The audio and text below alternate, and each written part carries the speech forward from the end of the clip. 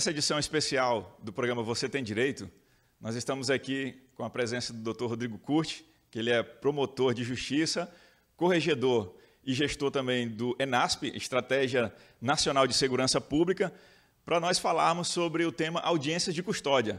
Estudante de direito, todos os operadores de direito, fiquem ligados nesse tema, nesse bate-papo que vai ser importantíssimo o que nós vamos tratar nesse bate-papo. E antes eu quero aqui mandar um abraço a todos os operadores do direito, os estudantes de direito, e também ao nosso procurador-geral aqui do Ministério Público, doutor Oswaldo Albuquerque. Ok? Vamos lá. Doutor Rodrigo Curti, dizer para o senhor que é uma honra, né, ter o senhor aqui no nosso programa Você Tem Direito, também aqui no Ministério Público, na rádio também do Ministério Público. Dê as suas palavras iniciais ao nosso programa Você Tem Direito, aqui na rádio também do Ministério Público. Não, eu agradeço o convite, me sinto lisonjeado aqui de poder contribuir de alguma forma, né, tirando algumas dúvidas, esclarecendo os institutos aqui, em especial a audiência de custódia, que é um tema em voga hoje em dia na comunidade jurídica e que será implantado em todo o país brevemente. Ok. Doutor Rodrigo, as audiências de custódia é um projeto, né, do CNJ, em parceria aí com o Tribunal de Justiça de São Paulo, que já iniciaram um projeto lá e que está dando certo, né, pelo que a gente já viu e já está acontecendo. E já iniciar perguntando para o senhor, então, o que é então, essa audiência de custódia? Bom, a audiência de custódia, que se fala em audiência de custódia, nada mais é do que a apresentação do preso ao juiz durante um prazo razoável. Eu digo os presos em flagrante delito. Essa previsão ela vem esculpida no Pacto de São José da Costa Rica, que nada mais é do que a Convenção Interamericana de Direitos Humanos, na qual o Brasil é signatário. E lá estabelece que todos os presos em flagrante delito deverão ser apresentados ao juiz num prazo razoável, a fim de que se verifique as condições em que foram realizadas as suas prisões. Doutor, e dentro dessas audiências de custódia que já se querem colocar, já querem implantar, como que está funcionando atualmente, sem essas audiências de custódia, como é que funciona hoje? Hoje em dia funciona de acordo com a previsão do Código de Processo Penal, no artigo 301, 302, 303 do Código de Processo Penal, que trata sobre o auto de prisão em flagrante. Então, hoje em dia, qualquer pessoa que é flagrada cometendo um crime ou logo após a prática de um crime é autuada em flagrante delito, encaminhada à autoridade policial, que lá vai elaborar o auto de prisão em flagrante com alguns requisitos legais, dentre eles prazo razoável para a comunicação da família, a garantia à integridade dos seus direitos, e após a confecção desse auto de prisão em flagrante, é remetido, então, ao Poder Judiciário, e aí o Ministério Público, então, vai verificar se as condições da prisão foram efetuadas de maneira legal, ou seja, se não houve abuso de autoridade, se não houve qualquer tipo de violação aos direitos e garantias do cidadão, e verificando que a prisão foi correta, que se trata de um flagrante, que ele foi preso na prática cometendo um crime, ou logo após a prática de um crime, e se estiverem presentes os pressupostos autorizadores da prisão preventiva, então nós pedimos pela homologação desse flagrante e ou a conversão do flagrante em prisão preventiva, ou, se não, estando legal o flagrante, a aplicação de alguma medida cautelar alternativa à prisão, que pode ser um monitoramento eletrônico, que pode ser uma liberdade assistida, no caso, com o dever de comparecimento em juízo, não poder mudar de residência, são aquelas condições elencadas no Código de Processo Penal com a recente reforma. E, na prática, doutor, como que funciona, como que vai funcionar essa audiência de custódia? É na presença de quem que acontece esse ato dessa audiência? Bom, veja só, a grande diferença é o seguinte, hoje em dia, o preso em flagrante, ele não é levado ao juiz. O que se analisa são os autos de prisão em flagrante, são as peças de prisão em flagrante, ou seja, os documentos elaborados pelo delegado de polícia. O que se pretende mudar é justamente isso, é levar o preso em flagrante até a presença do juiz, de um membro do Ministério Público e de um defensor para lá, e aí, então, se avaliar, né, se mantém ou não ele preso. Então, essa é a grande inovação. Você, com a audiência de custódia, você não mais analisa somente o papel, você vai analisar também, vai ocorrer, na verdade, uma entrevista prévia com o preso, e ali será decidido se a prisão em flagrante é homologada ou não, ou se é concedido ele liberdade provisória ou até mesmo conversão do flagrante em prisão preventiva ou aplicação de alguma medida cautelar alternativa à prisão. Então, a audiência de custódia é isso, na verdade, é a apresentação do preso perante a autoridade judicial, com a participação do Ministério Público e da Defesa, que hoje em dia não é feito isso. Hoje em dia nós somente analisamos os autos de prisão em flagrante, ou seja, somente o processo. E às vezes o preso ele fica muito mais do que o prazo que a audiência de custódia ela pede, que é de 24 horas, né?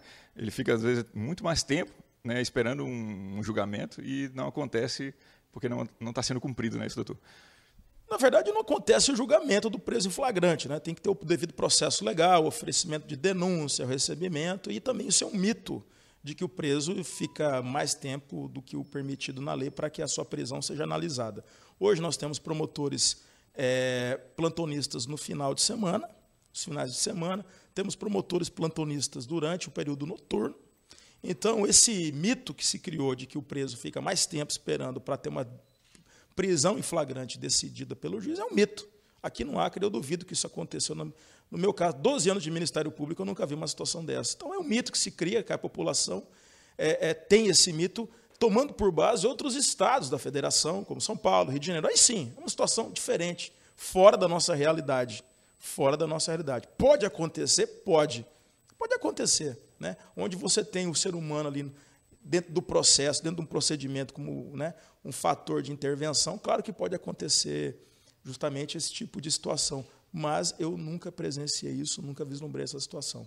O que se permite, o que se quer com a audiência de custódia, na verdade, é garantir que o preso não tenha sido torturado, digamos assim, durante a sua prisão, que a sua integridade física tenha sido respeitada, que a prisão não foi ilegal, ou seja, que não foi plantada uma droga, que ele não foi preso sem estar ali numa situação de flagrância, cometendo um crime logo após o seu cometimento. É para isso que serve.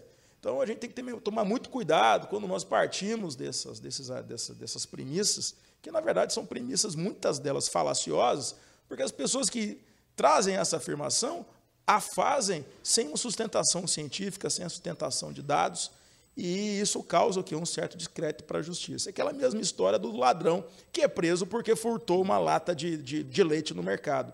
Será que realmente foi só a lata de leite que ele furtou? Ou será que ele não tinha outros mandados de prisão em aberto? Então, nós temos que tomar muito cuidado para analisar quem é a pessoa que está sendo julgada e qual é o tipo de criminoso que nós estamos lidando todo dia. Afinal de contas, a sociedade está cansada, cansada da violência. Cansou, a sociedade não aguenta mais. Há muito que a violência ela ficava restrita às regiões periféricas da nossa cidade. Hoje ela bate na sua porta, ela bate na minha porta, ela bate na porta do cidadão comum.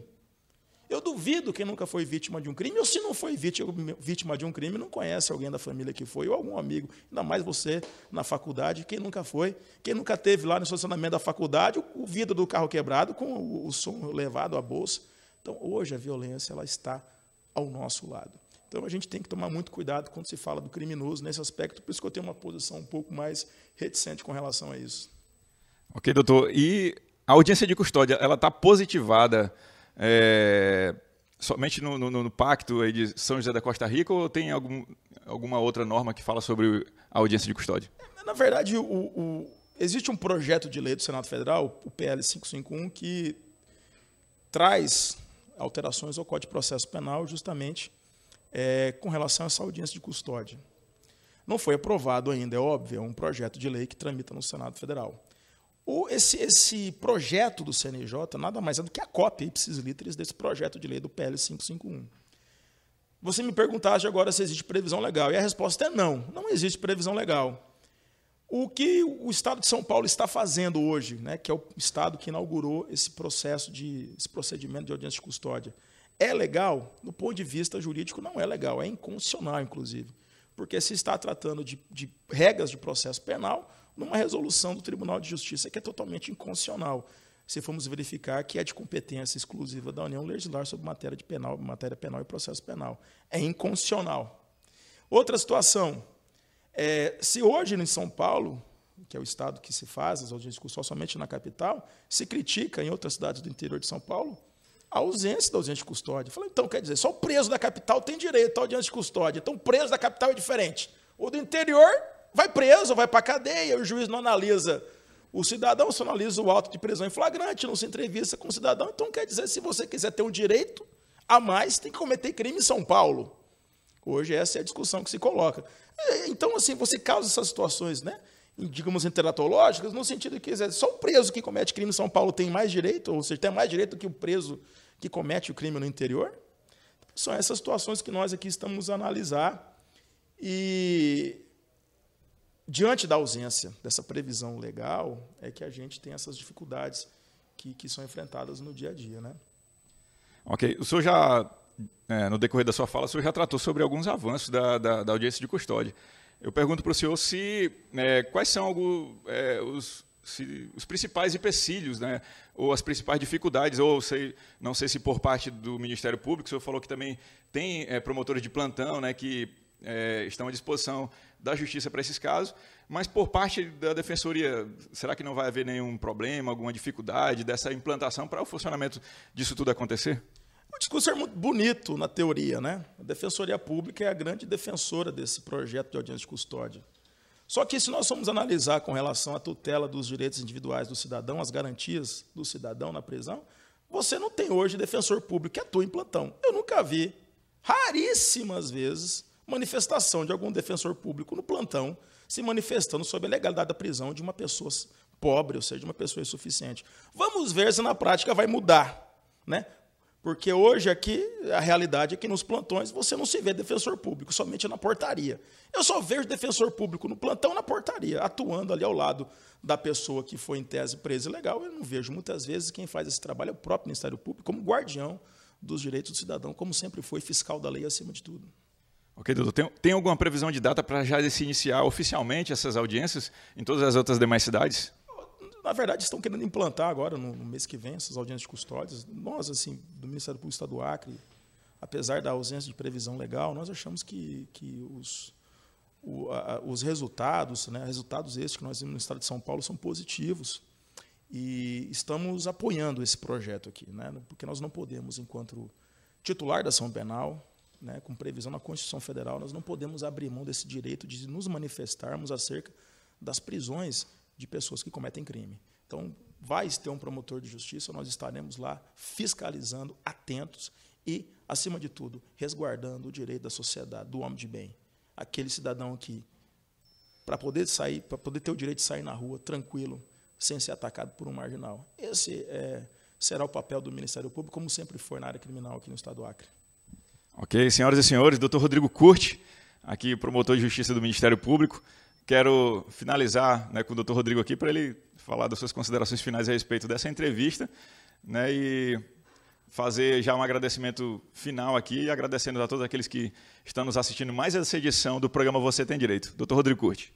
Eu queria dizer que agradecer a lembrança. Eu sou visto aqui como um promotor com uma posição um pouco radical aqui dentro da instituição, mas eu falo aquilo que o povo quer ouvir, né? Eu sou promotor do Juízo há 10 anos e me orgulho de fazer parte dessa instituição e, com certeza, a gente tem feito um trabalho muito bom à frente lá do Tribunal do Júri, nos crimes contra a vida.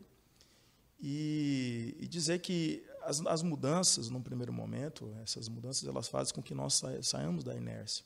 Isso gera um certo atrito. Sair da inércia gera atrito. Mas eu tenho certeza que com a implantação dessa audiência de custódia aqui no Estado do Acre, com a cooperação de todos os órgãos que entregam a segurança pública, bem como o Poder Judiciário e o Ministério Público e a Defensoria Pública, esperamos, não é? Nós podemos dar uma qualidade, digamos assim, na prisão dessas pessoas que cometem crimes e que, em razão do delito praticado e da gravidade do delito praticado, merecem, sim, ser encarceradas. Então, estamos aí ansiosos para que esse projeto se inicie aqui no Estado do Acre e depois, é claro, né, com o tempo, a gente vai poder ter dados mais concretos a respeito de que efetivamente mudou aqui no Estado. Em São Paulo houve uma mudança para melhor. Isso não significa que houve um acréscimo, um aumento de soltura de presos, pelo contrário. Houve uma estagnação, mas se dá qualidade àquela pessoa, ou seja, você acaba humanizando, digamos assim, esse ato da prisão, em que a pessoa tem direito a ser entrevistada a um defensor, é submetida a um exame de corpo de delito, passa-se por uma triagem. Nos casos em que ela é colocada em liberdade, você tem toda uma assistência social para aquela pessoa que muitas vezes é um usuário de drogas, né, um drogadito, enfim, uma pessoa dependente química, que aí você tem todos os encaminhamentos, né, dentro ali, em apoio com a Secretaria de Assistência Social, para que ela possa procurar um tratamento. Então, nesse aspecto, é muito positivo. Ok, muito obrigado, doutor Rodrigo. É o programa Você Tem Direito, aqui no Ministério Público e também na rádio do Ministério Público. Um grande abraço a todos, Deus abençoe.